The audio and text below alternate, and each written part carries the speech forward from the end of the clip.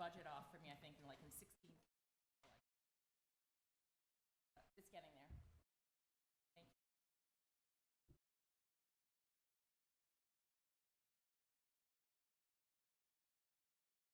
Yeah.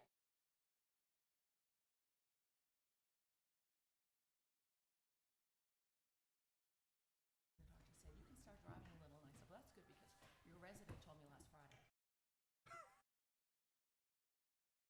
At least they're all in the same. This is an informal meeting of the Gardner City Council on Monday, May 15th, 2024. I'd like to ask the clerk to please call the roll. Councilor Boone.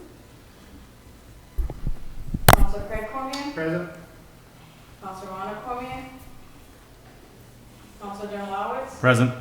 Councilor Hardern. Present. Councilor Heath. Present. Councilor Matt. Present. Councilor Tissone. Councilor Tigers. Councilor Walsh. Present. and President Kaczynski. Present.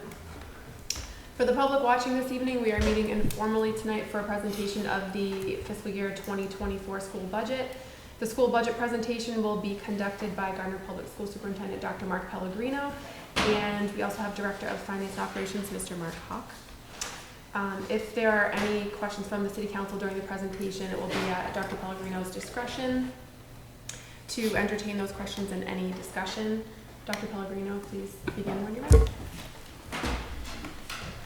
Thank you, President Kaczynski, and councilors for having me here. Talk about the school budget. As you all know, I can talk about school all day long, so I'll try to keep this reasonably brief. I do like to go over each year just our changing demographics in Gardner. Our high needs population is the line right up there on top, and as you can see, last year we peaked at about 72.7% of our students are high needs. High needs means that those any students in that group are either learning a second language, they are in special education, or they are in a low-income family. So any one of those three would find a student at high needs, or all three of those would find a student high needs. So one of the things that we've been saying since the beginning is that since I've been superintendent in 2017, that we're trying to keep our Gardner students in Gardner. One of the things that we're focused a great deal on is making sure that we're putting adequate supports for our students with special needs in the schools to keep our students in with their own community. Inclusion is the way to go for students because it serves them the best in the least restrictive environment. This year, we did a pretty good job of keeping those costs low, keeping kids within the district. But as you can see, each year it goes up, tuition goes up. Did you have a question? I did. The out-of-district, is that just for Yeah. special ed out-of-district? Does that include school choice? And I'll go over school okay. choice in a minute. Thank you. Just, That's what I wanted to this ask. is just Okay. out of Yep, district. out-of-district, okay. So out of district means that a student, we can't meet the student's needs because the needs are too significant to meet their needs within the district. So we do an out-of-district placement, which means they go to an outside school. We are part of two collaboratives, CAPS Collaborative and Keystone Collaborative, to keep costs as low as possible by the same token, serving the students with the services that they need. So sometimes when they go beyond what we're able to provide, those students need to go on an out-of-district placement. Out-of-district placements can be extremely expensive, and I will go over briefly how it impacted next year's budget. I just have a question. Yeah, absolutely. So compared to other districts, how many students do we have to send out of district due to their needs? Like, does it, I is love there that a you asked that comparison? question. So we just had we're at tier 1 now for our tiered focus monitoring with special education, because we're all the indicators, which there are literally hundreds of indicators, we met all compliance for special education. In terms of inclusion, so what they do is they have an inclusion rate. How much are you including students in the schools? We're at 72%, which is well above the state. That's as of this year. There are some changes for next year. But yeah, we do a really good job of inclusion. I'm very proud of my special education staff and doing all we can. We've put a lot more in terms of our substantially separate rooms in terms of their supports. We've switched our paraprofessionals to be RBTs. RBTs are registered behavioral technicians. They're trained. So we have a much we're able to meet a much higher level of need in our substantially separate rooms, but as well as in the regular classroom, we've added over 50 positions just in the classrooms over the last 4 years. So that's a pretty significant way to use our money. Now I'll actually talk about why we did that and what made us do that. School choice enrollment trends. The yellowish number is the number of students who are going out of district for school choice, and the orange number is the number of students coming in school choice. I am much more focused on the students going out. I want fewer and fewer students to be going out. As we serve students' needs, we should be seeing a decrease in those numbers. And as you can see, we peaked back in FY18 and now for FY23, and this is an estimate as of December because they do this by month according to, that's the way DESE does their enrollment. We're at 194, so we've gone from 300 to a little under 200 students leaving the district, and we're holding pretty steady at about 154, 155 staying in the district. I'm sorry, another question. Yeah. Does that include students who go to like Monty Tech or no? Okay. No, it does not include Monty Tech as they're part of our regional, they're Okay. part of the regional agreement. Do you survey to find out why they're leaving the district? Is it because their parents teach in another district or their sports? Do you know why they leave? We do not know why they're leaving. I'm sure it's for an abundance of reasons. Okay. That's interesting. This is the same graphic just with a cost to it. And as you can see, the cost is $1.2 million for students leaving school choice. And we're bringing in about 800 and, I tried to increase these numbers so I could read them from here, 866, 68, thank you. Yeah, that's good. I did want to briefly mention the Student Opportunity Act. I think it's important that I want to make sure that the City Council still understands what this is all about, but also the public at large. So back in 2015, they started to do some research on school funding. And what they found was from 1993 to about 2002, the revenue for schools was on a steady increase. 1993 was the Education Reform Act, huge thing in Massachusetts, which made sure that schools were going to get funded and what they needed to move forward. But what's happened since 2002 all the way to 2019, it's actually kind of the amount that we're actually receiving in real dollars has started to erode. So the Mass budget did some research, and what they found was, this is an analysis of the FY 2017 budgets across the state. If you look to the right, those are the highest, wealthiest districts, top 20% of the wealthiest districts in the state. And the blue line is the foundation budget. That's where they look at, well, who do you have at your school? Who are your high needs students? Who are your English language learners? Your students with special needs? What kind of need do they have, and how much money will you need to serve them? Well, the blue line says that's how much money you need. So as you can see, the wealthiest districts have the lowest need for per pupil spending. Yet, when you look at how much the wealthiest districts are spending, they're spending well over what the foundation budget is, on an average of $17,000 when they really only need about, what is that, about $10,000? Is that what that is? Yeah. About $10,000. So they're spending over $7,000 more than the foundation budget was saying they needed. Now, if you go where Gardner is, all the way to the left, the lowest 20% of districts in terms of wealthy districts, although they're saying that we need almost $12,000 per student, we're spending, well, not we, but in general, they're spending an average of just over what's expected from the foundation formula. What they found was the foundation formula in and of itself was not adequate.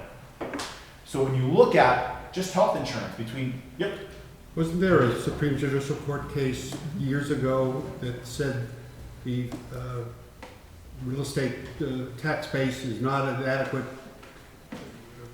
basis for determining how the schools are funded, and unless the legislature did something about it, the court would step in. No, what they're finding now, it seems, is that the foundation budget established by the legislature is not adequate to do that either. Compared to wealthy programs versus. Right, so that's exactly right, that was the catalyst, the whole thing was a lawsuit.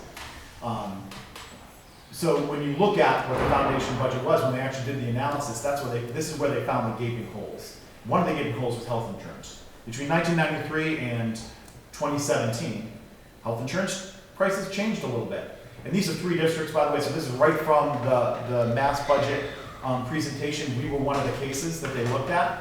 When you look at Gardner, according to the foundation budget, they were saying, well, we should be spending about $2.6 million on health insurance, and we were really paying 5.9. So there was a huge gap just in that. You look at special education, similar situation. 2.7 is what they were estimating, yet we were spending 5.2 million. This is a quick analysis just of Gardner, and what you'll see is, again, the dark blue now is what the foundation budget says we need, and the light blue is what we were spending. And so the first graphic is operations and maintenance. So as you can see, we're actually undercutting operations and maintenance, hence some of our buildings, because we needed to spend more on things like when you look at special education teachers. We were paying, we had 83 special education teachers when the state was saying, well, you only need 17. We don't just get extra teachers. These are teachers that we needed. Same thing with the special education aides. So we were overspending in certain areas that were for compliance. We needed to do this to serve our students, and the state says we had to. Yet the foundation budget wasn't accounting for those things. And so what they did was they put together 2 models, and the model that they're going for is model 4.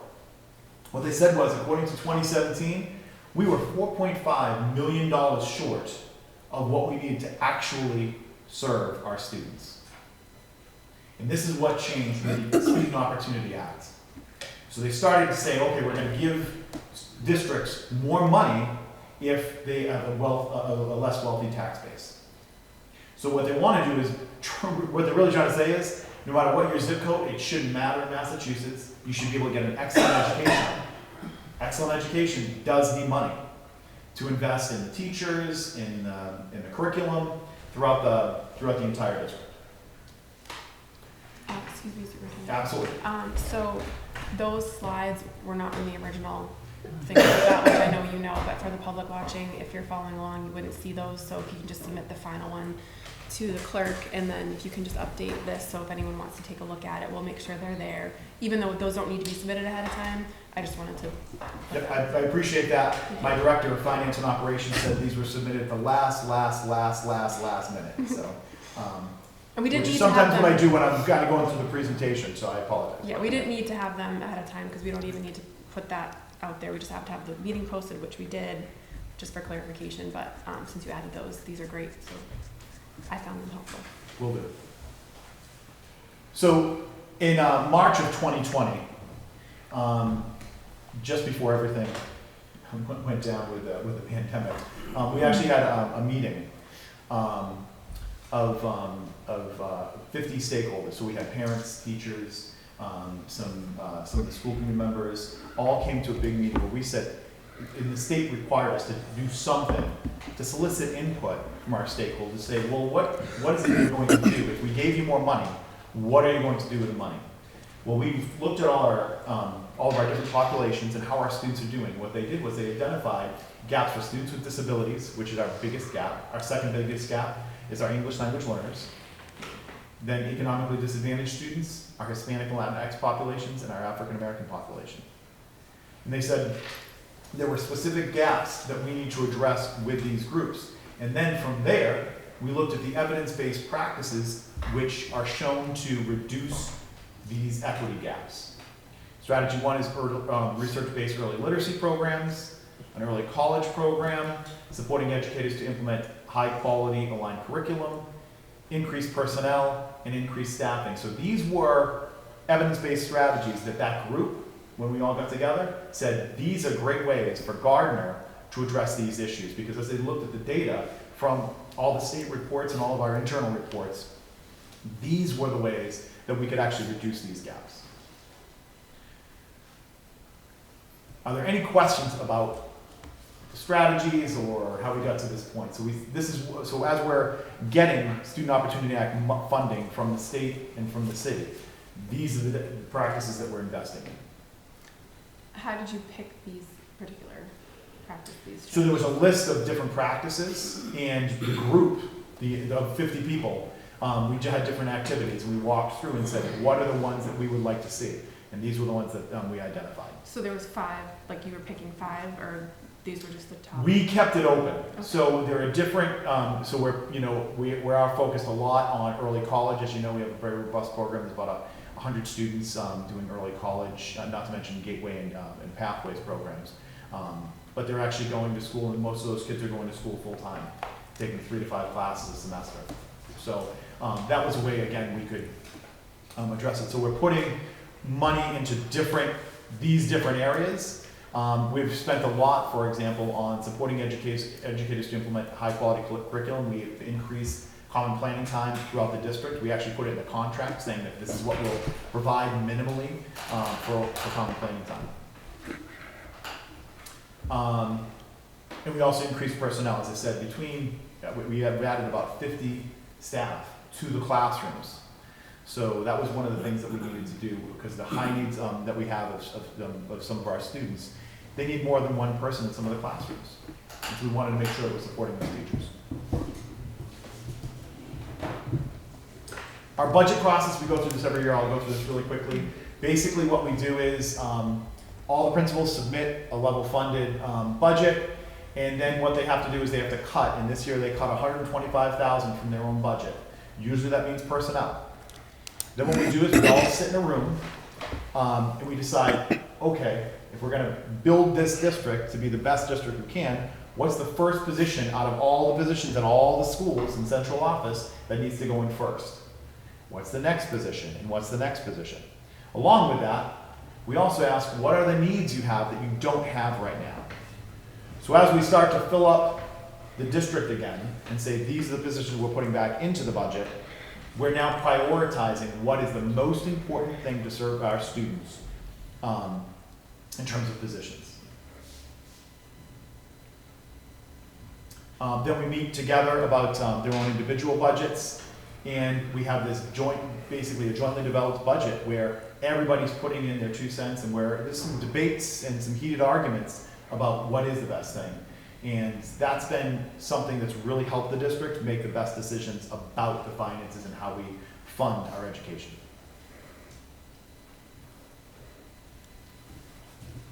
So, balancing the budget.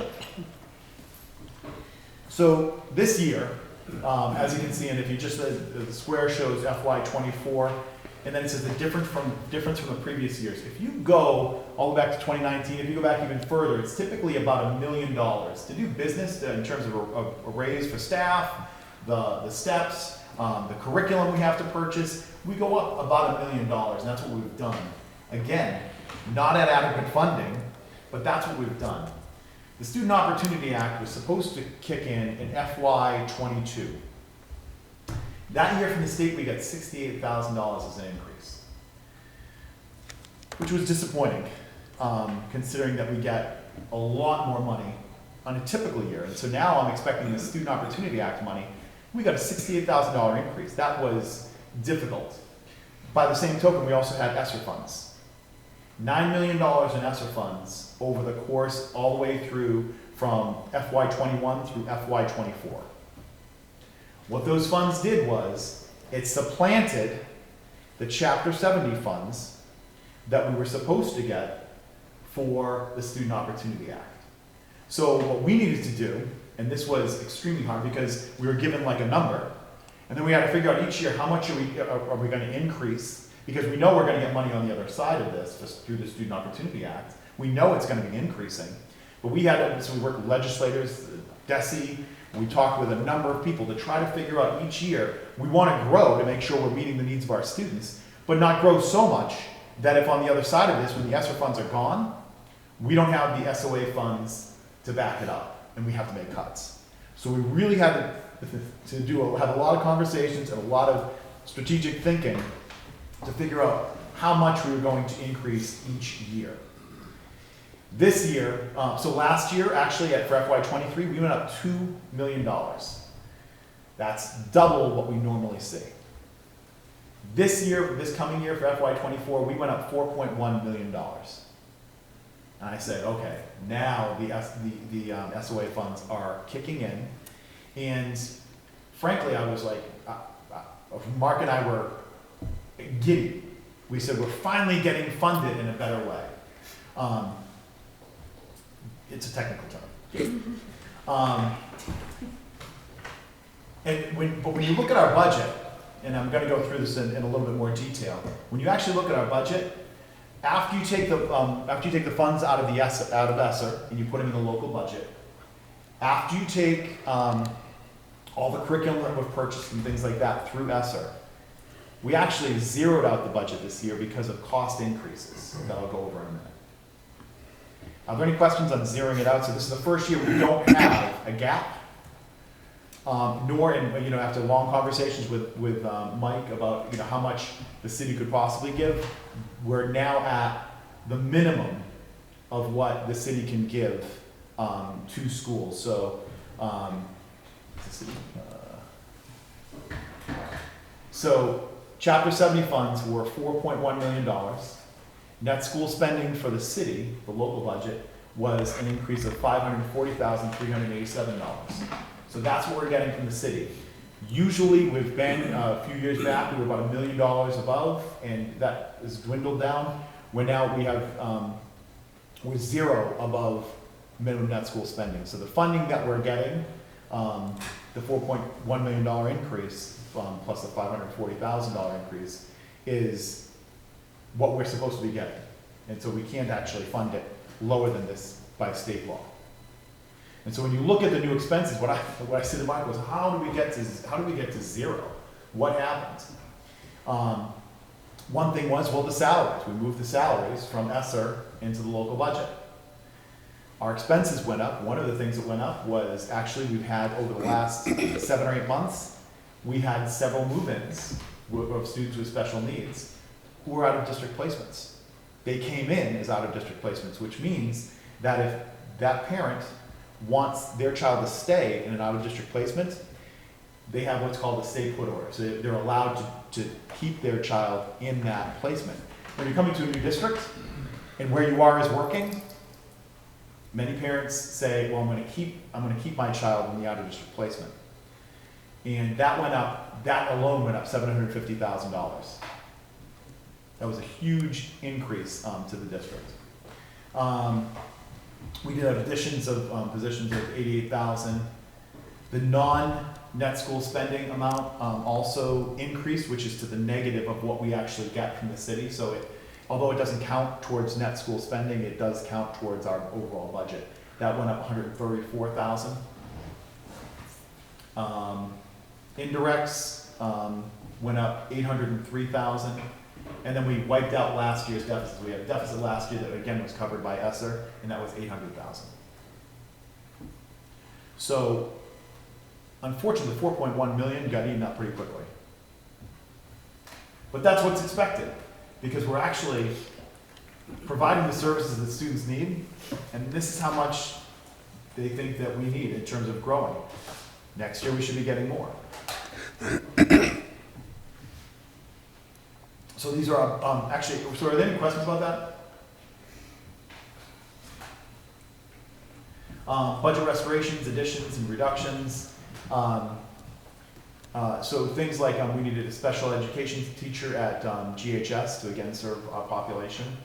We have now going to have an EL teacher, which is an English language learner teacher at Gardner Middle School. We're increasing that 0.5 because right now we have an administrator who's part-time, half-time administrator, half-time teacher. And right now we're well over 100 students. I think we have 164 students in the district who are English language learners. That's much more than we've had in the past. In the past, we've typically hovered below and then just above 100. At 100, it's an important number. At 100 students, if you consistently have 100 students, you need an English language director. Now what I had done temporarily, after Sue Huey had retired, Kathy Gogan took over that role, added to her current duties. She is not a content expert when it comes to English language learners. It's very specific expertise that we need for that. So we did hire this, for this year, we hired a part-time administrator, Dr. Lori Simpson. She's part-time administrator and part-time teacher. She next year will be full-time. And that's crucial for our students because again, they have the second biggest gap and it's actually right behind special education. So, was there any English language teachers at Gardner Middle School before? I'm sorry, yes. So yes, there was a teacher, then now there's 1.5, next year there'll be 2. Okay, So we did have teachers, but one of the things that we know is that the teachers, especially English language learner teacher, as a former principal, we're not experts when it comes to the needs of English language learners and teaching reading of people who already know another language. So acquiring that language takes, a special kind of knowledge. So we felt it was really important that at the district level, we have someone who can guide all of these teachers. So she's going to be in charge of all the teachers and making sure that we're in compliance. And by the way, we just went through our tiered focus monitoring for English language learners. And I think there were 7 areas that we had that were deficient. So that's one of the reasons that we knew that this would wind up happening. Again, our first focus was students with special needs. However, now we know that we're really trying to bolster our English language learner program. And I don't want to harp on this too much, but Not at all. at the elementary school level, because I would figure if you get it elementary, then you get it in middle school, and you're at high school, you're going to get better, and there's going to be less need. Things are going to change throughout those years. Right, but so many of our, so we have a very high churn rate. That means students who leave the district and they come in the district. Okay. So we have people coming in middle school, we have people coming in high school. Sometimes they're level 1 or level 2, coming in as a 10th grader. Okay. I know some guidance counselors who definitely attest to that. Some retired Good question. guidance Oh, counselors. no. Very important. Once a guidance counselor, always a guidance counselor. LPN and RN, so these are 2 nurses. One of the things we found out of the pandemic is nurses have provided a great deal to the district in the social emotional needs as well as the health needs of the students. And these 2 positions were actually funded by a grant. We're always hoping that that grant will come back and the grant will allow this, but they no longer allow us to fund those 2 positions. So unfortunately, they had to move over to the local side. We did add an adjustment counselor at Gardner Elementary School, a special education teacher at Gardner Elementary, and a graduation coach, which used to be paid for again by a grant. Now it's no longer paid by a grant. Can I just ask, so the 2 nursing positions are they're not new, they're just being absorbed by the district? Correct. So that you're not adding anybody? Okay, and of course, these salary rates are just projections General, based yes. on experience and years. Do you also figure in the amount you save over your retirements? The salary difference of retirements and replacements towards the budget? So we have not been seeing a great deal. So most of the folks who actually are leaving the district are typically high needs teachers. So we're not actually saving a ton of money with that. And so what we do is, so the special education teacher, it says 70. So the way we kind of do this is, we know that if somebody was to leave and it's a special education position, we typically wind up paying about $70,000 because they're typically very experienced people who are looking to move. We're not getting new, young special education teachers. They're experienced. Yeah, I mean, there's hardly anybody going in. Yeah, Exactly. that's hardly, and these salary figures do not include benefits? Because that would also affect the budget, correct? Not direct, that's indirect. Well, correct? okay, the insurance, Yes. okay, all right. Yeah, that wouldn't be that. Indirectly, it would. Indirectly would, Yeah. yeah.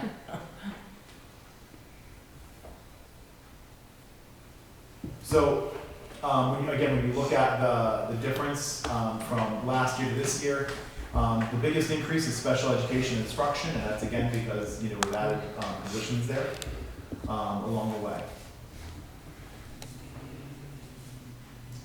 We typically wind up shifting resources from regular education to special education to meet their needs. And many of our paraprofessionals and they were paid for through ESSER. When you pay for a teacher through ESSER, you actually have to pay for an additional 9% because of MTRS, which is the retirement system. So we avoid paying for regular education teachers through ESSER. We typically try to use clerical staff, professionals, so that way we're not paying that additional 9% tax on it.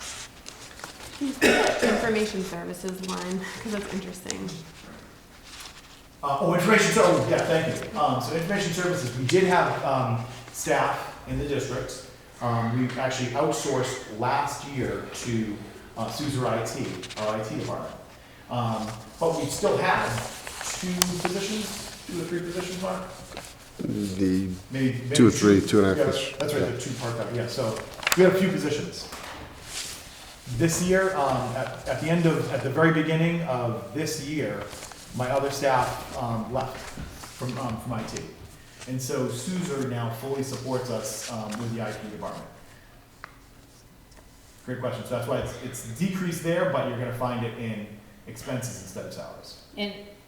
And maybe you'll explain when you get there, is it a wash? Is it, is it sourcing out? Is it more expensive? I mean, what did it do budget-wise? I think in the end, it wound up being a little bit more expensive.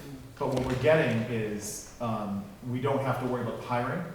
We don't have to worry about the evaluation or the summer work. So the summer work, oftentimes, we had 4 or 5 staff. And so that's all we had. Right now, Suzer IT can pull from other places and have 10 people if they need to get through some of the peak level work. So that's made it a huge boon. Not to mention we have a help desk now, which we never had before. And the help desk is for not only our own staff, but also for students and families, where they can just go on and they can do a Zoom meeting with, or it might be now Google, but Google Meet. And they can meet with an IT person to say, hey, my printer's not working, can you help me out? So with Suzer, if you need 10 people, like it's one rate. You're gonna, whenever the problem is, they come in and fix it and bring in the source. So you spend what you spend, and they provide the services no matter what that is. They provide the services. Obviously, if we needed 10 people on an ongoing basis, that would be a different cost differential. Yeah. But right now we have a person per building plus the IT director. And they're now fully staffed. And the service to, whether it's the staff, the students, and the parents has been maintained, they're getting their needs met, do you feel? Yeah, well, no, I feel like when we had a big gap of services because they were trying to hire people. And they had, just like we all have, difficulty hiring IT folks. Now that they're fully staffed, I feel like the services are being met, or the needs are being met. If you compare the salaries to salaries, it probably costs a little more for Suzer, but the savings is really on the indirects. There is no health insurance. There is no, if Judy's out, now we have to find someone to cover her. That's not our fault. Someone is going to cover it from Suzer. So there's, I think we made out on that end of the deal. Thank you.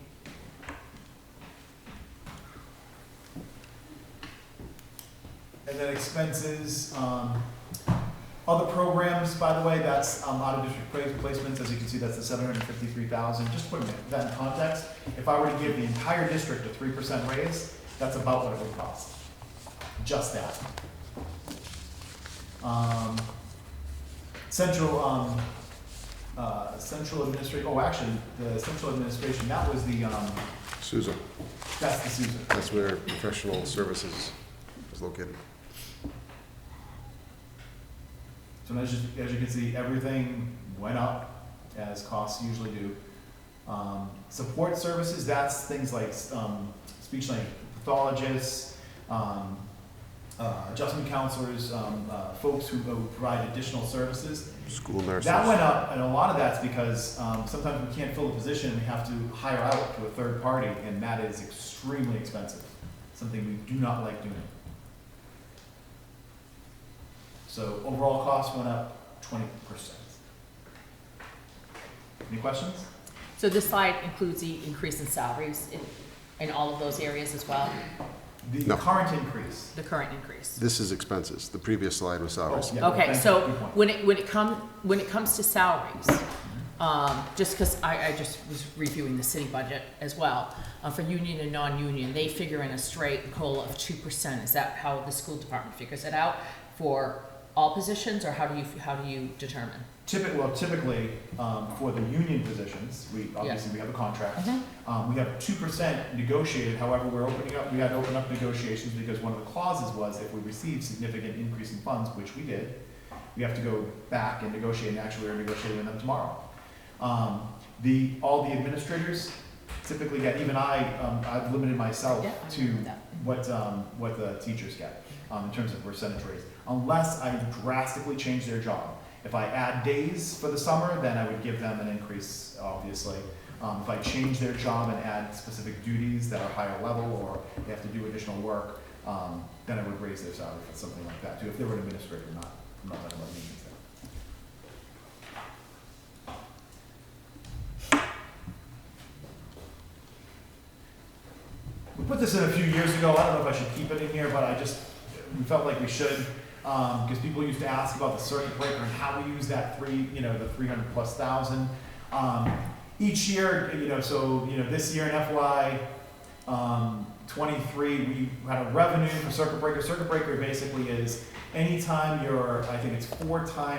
paying 4 times more than the average cost of an out-of-district placement, then they would reimburse you a certain amount. I think it's like 75% of that additional amount, not the whole amount. So they give you money, and we basically, this year we had a revenue of $306,000. All we do is we put that in next year's budget, and that just defrays the cost of out-of-district placements by that amount. We just made it so it's simple, and we're not using this year's funds in this year, because then it just makes things much more convoluted and difficult. Does my memory serve me correctly? Doesn't that 75% fluctuate year to year? It's not always 75%. It absolutely can. Yeah, that's a really good point. Last couple of years, it's been fully funded at 75%. 75. Previously, it could go. It was all over the place before. Yeah. Okay. It's kind of like the 100% reimbursement for busing for regional districts.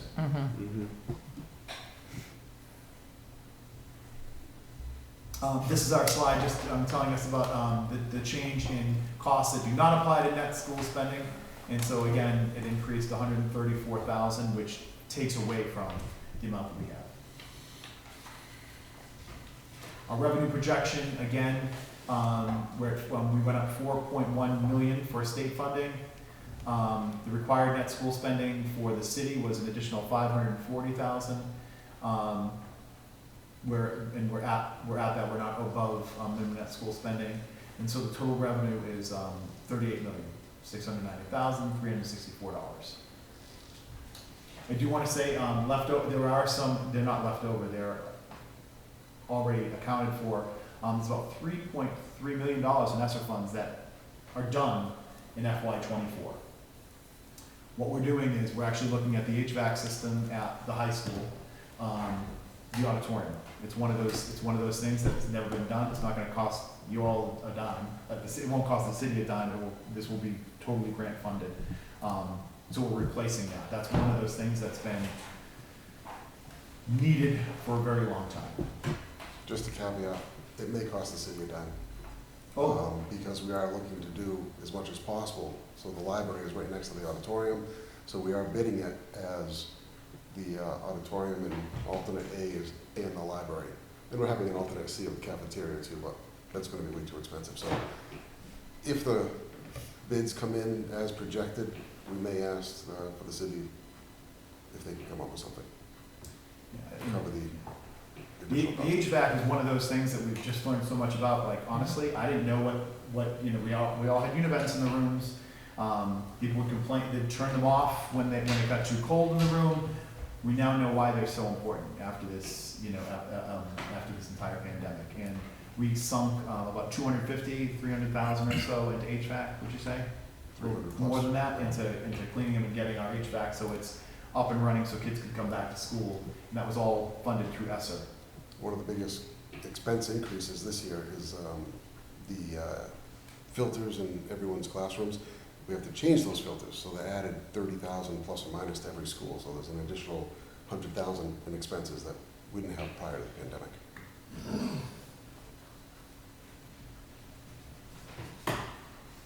But that's impossible. Yeah, exactly. Fresh air. This is just the net school spending history where we are in terms of minimum net school spending, so we're at minimum net school spending. Our funding gap is 0, which I've never had before, so it's kind of nice. Questions? Yeah, you don't have to- We're not- we're not- That's just from the school committee, my apologies.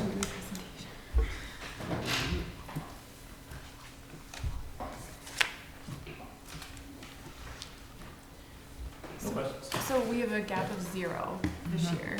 Right. And At this moment. At this moment, that was my question, is how much time, like, 3 important words at this time. yeah. So what do we expect that to continue? Well, we're negotiating with the union, so that's one of those things, as you've seen, there's been some contentious negotiations in other districts, and we're trying to make sure that we maintain, a positive relationship with our union. And teaching's not a thing that a lot of people are going into right now, so we're trying to make sure that we're considering that. And you never know, but we could have additional students who need additional services that go beyond what we're able to serve, and that could happen anytime. That could happen September 5th. So you can never predict those things. This year, we do have, our ESSER funds, but they're accounted for, so we're trying not to spend those because we would really like to do right for the high school and get that new system. And with ESSER, can you just explain the timeline of ESSER, just really quick, just like what it is and? Yeah, so ESSER was the emergency relief from the federal government, and there was an ESSER 1, which was under $1 million, ESSER 2, which I think was about 2-point-something million, and then ESSER 3 was $5.6 million over this course. That paid for everything from many of the masks, the gowns, all the PPE, the hand sanitizer, all the computers that made it so that this district is now 1-to-1, and we're now making sure we have it in the budget to sustain that 1-to-1, so every kid has a Chromebook. It paid for everything, including maintaining our staff. So one of the things the legislature said is we can't fund the SOA right now, use ESSER. So most grants don't allow you to supplant funds. They said use ESSER to supplant funds, which is why Superintendent said earlier that they ran this deficit with the intention of catching up when SOA hit. Now SOA is hitting and we're catching back up. One of the other expenses is now that we're a 1-to-1 district is the $300,000 plus annually to stay a 1-to-1 district. And do we have a certain timeline to spend ESSER funds? Yep, it's good. Yes, through FY24. Okay. So basically, I think it's September of 24. September. We have to spend those funds. And that's the third phase, that's it? Yes. That's it. Okay. And out of the $9 million or so that we wound up getting in total from ESSER, I think there was $4.4 million that went to just salaries and to make sure that we didn't have to cut any positions. Another 270 went to retention bonus too for staff, which many districts did. When keeping a 1-to-1 though, because of the situation that's occurred since 2020, do you feel that there are more grant opportunities and other ways to get money to continue the technology? No. Okay. Not like that. But if there were, Courtney Dunn would be all over it. But that's why we weren't 1-to-1 before, because even being a poorer district, there wasn't anything that could get us to that level. We were looking at Chrome carts, and we were trying to get Chrome carts, and our previous director was doing a really good job, working really hard to try to get as many Chromebooks in the hands of kids as we could. But if I was to say any bright side of this, that would be the one bright side, is we were able to do that heavy lift really quickly to get Chromebooks in the hands of every kid. The fact that the Chromebooks aren't going to be supported by Microsoft or by Google rather, on an ongoing basis, certain models. I read recently that they're going to discontinue upgrades on certain of the Chromebook. So we do have a refresh rate. So all these are new. So hopefully they're not doing it with a 1 or 2 year old device. but I'm blanking on I'm not blanking, but it's about, I think, 3rd grade, 7th grade, and 9th grade, somewhere around there. I think it's like those 3 grades, something like that. We're gonna replace those grades every year. So we'll make sure that kids get a refreshed device. And that's one of the things that we really need to think about is when you're purchasing technology, it doesn't last 20 years. Sometimes not 20 minutes. And the amount of screens that get cracked over the summer, the lost chargers and all that is a continuing issue, I'm sure. But it has really changed things for our kids, you know. It's made it so much better in terms of communication with families, in terms of, we had to jump, you know, we dove in the deep end. You know, we had, I don't know how many software programs, Remind, Dojo, we had all these different things because different teachers use them. And now we've kind of narrowed that down to just a few of those programs. So these are the ones that the district is investing in going forward to make sure that we're continuing to communicate with families and we have that, that level of transparency. So while our IT budget has increased, our chalk budget has decreased. And speaking of IT budget, and that would also even out, because you're not using 2 databases, the new database, correct? Yes. Is instead of 2, so you're down to 1, so that would be a savings.